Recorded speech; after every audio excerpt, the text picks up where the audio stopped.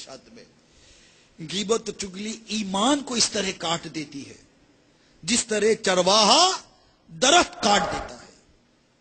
تو معلوم ہوا غیبت سے معاذ اللہ عز و جل ایمان ضائع ہو جانے کا خوف ہے۔ جس کا ایمان برباد ہو گیا، خدا کی قسم وہ کہیں کا نہ رہے گا۔ جب کفر پر مرنے والا بد نصیب آدمی قبر میں پہنچے گا تو منکر نکیر کے سوالات کے درست جوابات نہ دے سکے گا، اور پھر خوفناک عذابات کا سلسلہ شروع ہو جائے گا۔ چنانچہ دعوت اسلامی کے اشاعتی ادارے مکتبۃ المدینہ کی مطبوعہ 1250 صفحات پر مشتمل کتاب بہار شریعت جلد اول صفحہ نمبر 110 تا 111 پر صدر الشریعہ بدر الطریقہ حضرت علامہ مولانا مفتی محمد امجد علی اعظمی علیہ رحمت اللہ القوی فرماتے ہیں، اس وقت ایک پکارنے والا آسمان سے پکارے گا کہ یہ جھوٹا ہے، اس کے لیے آگ کا بچھونا بچھاؤ اور آگ کا لباس پہناؤ اور جہنم کی طرف ایک دروازہ کھول دو۔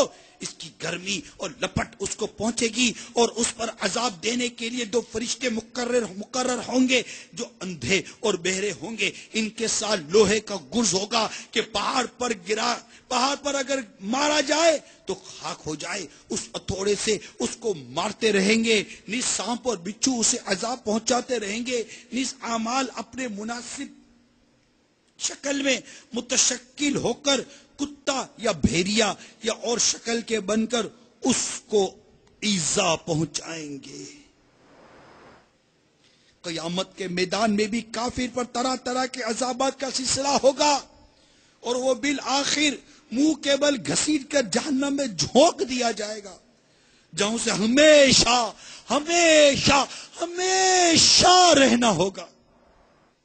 صدر الشریعہ بدر الطریقہ حضرت مولانا مفتی محمد امجد علی اعظمی علیہ رحمت اللہ القوی مختلف دل ہلا دینے والے عذابوں کا تذکرہ کرنے کے بعد فرماتے ہیں، پھر آخر میں کفار کے لیے یہ ہوگا کہ اس کے قد برابر آگ کے صندوق میں اسے بند کر دیں گے، پھر اس میں آگ بھڑکائیں گے اور آگ کا قفل یعنی آگ کا تالا لگایا جائے گا، پھر یہ صندوق آگ کے دوسرے صندوق میں رکھا جائے گا اور ان دونوں کے درمیان آگ جلائی جائے گی اور اس میں بھی آگ کا قفل یعنی تالا، آگ کا تالا لگایا جائے گا، پھر اس طرح اس کو ایک اور صندوق میں رکھ کر اور آگ کا قفل لگا کر آگ میں ڈال دیا جائے گا۔ تو اب ہر کافر یہ سمجھے گا کہ اس کے سوا اب کوئی آگ میں نہ رہا اور یہ عذاب بالائے عذاب ہے اور اب ہمیشہ اس کے لیے عذاب ہے۔ جب سب جنتی جنت میں داخل ہو لیں گے اور جہنم میں صرف وہی رہ جائیں گے جن کو ہمیشہ کے لیے اس میں رہنا ہے، اس وقت جنت اور دوزخ کے درمیان موت کو مینڈے کی طرح لا کر کھڑا کریں گے۔ پھر منادی پکارنے والا جنت والوں کو پکارے گا، وہ ڈرتے ہوئے جھانکیں گے کہ کہیں ایسا نہ ہو کہ یہاں سے نکلنے کا حکم ہو۔ پھر جہنمیوں کو پکارے گا، وہ خوش ہوتے ہوئے جھانکیں گے کہ شاید اس مصیبت سے رہائی ہو جائے۔ پھر ان سب سے پوچھا جائے گا کہ اسے پہچانتے ہو؟ سب کہیں گے ہاں یہ موت ہے۔ وہ ذبح کر دی جائے گی اور کہے گا اے اہل جنت ہمیشگی ہے، اب مرنا نہیں، اور اے اہل نار ہمیشگی ہے، اب موت نہیں۔ اس وقت ان یعنی اہل جنت کے لیے خوشی پر خوشی ہے اور ان یعنی دوزخیوں کے لیے غم بالائے غم۔ ہم اللہ عز و جل سے معافی کا سوال کرتے ہیں اور دین و دنیا اور آخرت میں عافیت مانگتے ہیں۔ گر تو ناراض ہوا میری ہلاکت ہوگی، گر تو ناراض ہوا میری ہلاکت ہوگی، ہائے میں نارے جہنم میں جلوں گا، یا رب عفو کر اور صدا کے لیے راضی ہو جا، یہ کرم ہوگا تو جنت میں رہوں گا، یا رب۔ صلو علی الحبیب صلی اللہ تعالی علی محمد۔ سنن ابن ماجہ میں ہے، خاتم المرسلین رحمت للعالمین صلی اللہ تعالی علیہ وآلہ وسلم نے کعبہ معظمہ کو مخاطب کر کے ارشاد فرمایا، مومن کی حرمت اس سے زیادہ ہے۔ سنتے جائیے۔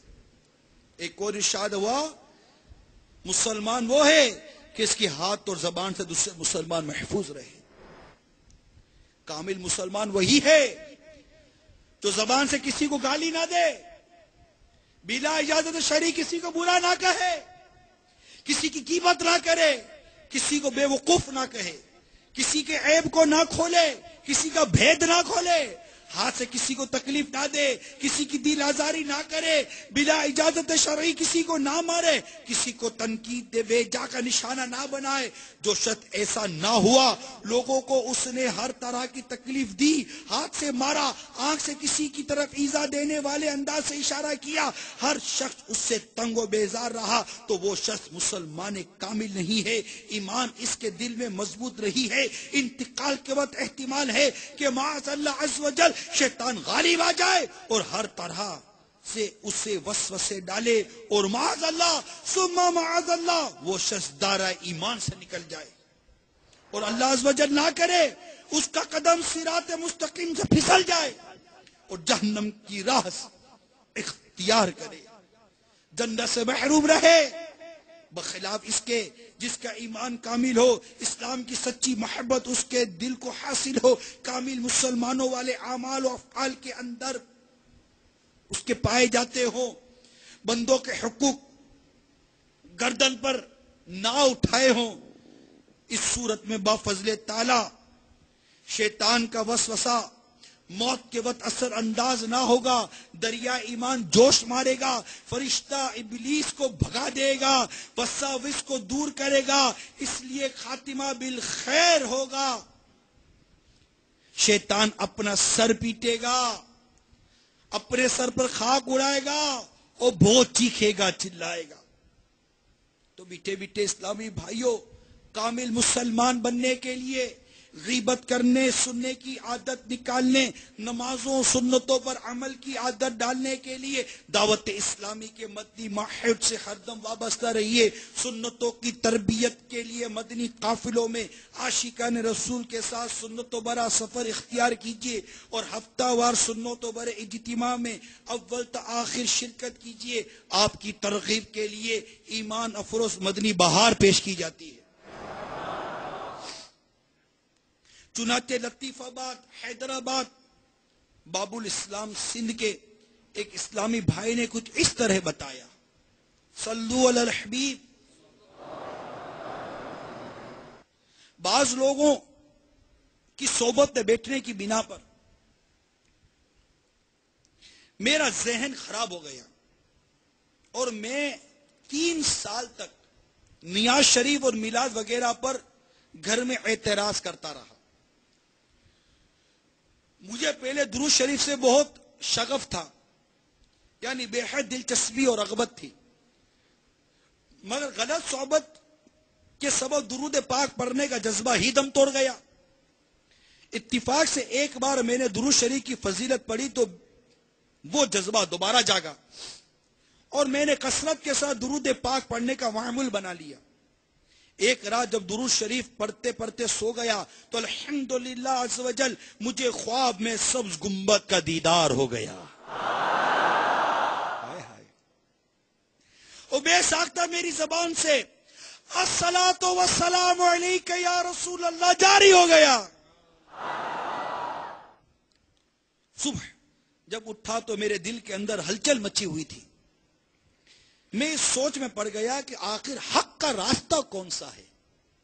حسن اتفاق سے دعوت اسلامی والے عاشقان رسول کا سنتوں کی تربیت کا مدنی قافلہ ہمارے گھر کی قریبی مسجد میں آیا تو کسی نے مجھے مدنی قافلے میں سفر کی دعوت دی۔ میں چونکہ کنفیوز تھا، اس لیے تلاش حق کے جذبے کے تحت مدنی قافلے کا مسافر بن گیا۔ میں نے سفید عمامہ باندھا تھا، مگر سبز عمامے والے مدنی قافلے والوں نے سفر کے دوران مجھ پر نہ کسی قسم کی